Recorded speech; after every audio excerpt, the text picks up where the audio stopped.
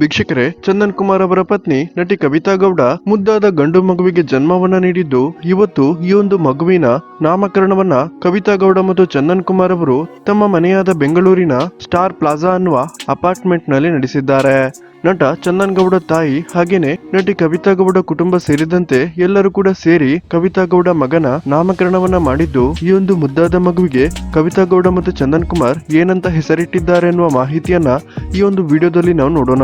ಅದಕ್ಕಿಂತ ಮುಂಚೆ ವೀಕ್ಷಕರೇ, ಯಾರೆಲ್ಲ ಕವಿತಾ ಗೌಡ ಮತ್ತು ಚಂದನ್ ಕುಮಾರ್ ಅವರ ಈ ಒಂದು ಮಗುವಿನ ಮುಂದಿನ ಭವಿಷ್ಯಕ್ಕೆ ಶುಭ ಹಾರೈಸುತ್ತೀರಾ, ದಯವಿಟ್ಟು ಈ ವಿಡಿಯೋಗೊಂದು ಲೈಕ್ ಕೊಡಿ ಮತ್ತು ಶುಭ ಕೋರುವವರು ದಯವಿಟ್ಟು ನಿಮ್ಮ ಅನಿಸಿಕೆಯನ್ನ ಕಮೆಂಟ್ ಮಾಡಿ ತಿಳಿಸಿ. ವೀಕ್ಷಕರೇ, ನಟಿ ಕವಿತಾ ಗೌಡ ಮತ್ತು ಚಂದನ್ ಕುಮಾರ್ ಡೆಲಿವರಿ ಸಮಯದಲ್ಲಿ ಆಸ್ಪತ್ರೆಯಲ್ಲಿ ಸಾಕಷ್ಟು ಕಾಂಪ್ಲಿಕೇಶನ್ ಗಳನ್ನ ಎದುರಿಸಿದ್ದು, ಕೃಷ್ಣದೇವರಿಗೆ ಮಗುವಿನ ಬಗ್ಗೆ ಹರಕೆಯನ್ನ ಕಟ್ಟಿಕೊಂಡಿದ್ರಂತೆ. ಇದೀಗ ಯಾವುದೇ ಸಮಸ್ಯೆ ಇಲ್ಲದೆ ಕವಿತಾ ಗೌಡ ಮತ್ತು ಚಂದನ್ ಕುಮಾರ್ ಅವರಿಗೆ ಗಂಡು ಮಗು ಆಗಿದ್ದು, ಈ ಒಂದು ಮಗುವಿಗೆ ಕೃಷ್ಣ ಹೃದಯ ಎನ್ನುವ ಮುದ್ದಾದ ಹೆಸರಿನಿಂದ ಕವಿತಾ ಗೌಡ ಮತ್ತು ಚಂದನ್ ಕುಮಾರ್ ನಾಮಕರಣವನ್ನ ಮಾಡಿದ್ದಾರೆ. ವೀಕ್ಷಕರು, ನಿಮ್ಗೆ ಇದರ ಬಗ್ಗೆ ಏನ್ ಅನಿಸುತ್ತೆ ಅನ್ನೋದನ್ನ ದಯವಿಟ್ಟು ಕಮೆಂಟ್ ಮಾಡಿ ತಿಳಿಸಿ.